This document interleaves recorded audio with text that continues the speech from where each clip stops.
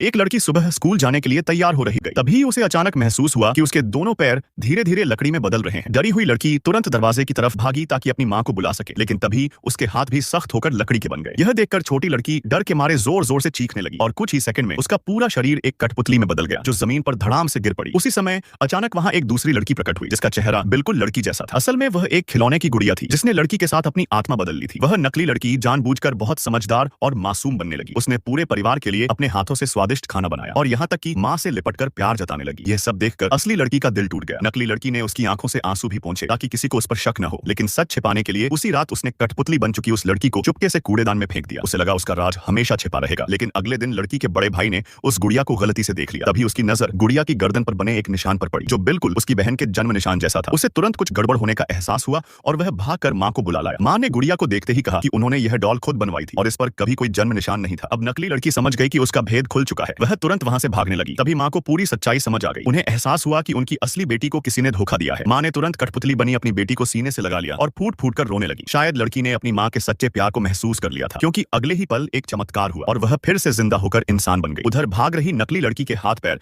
अचानक लकड़ी के बनने लगे। उसका शरीर बेकाबू होकर जमीन पर गिर पड़ा और आखिरकार वह फिर से एक साधारण गुड़िया बनकर रह गई।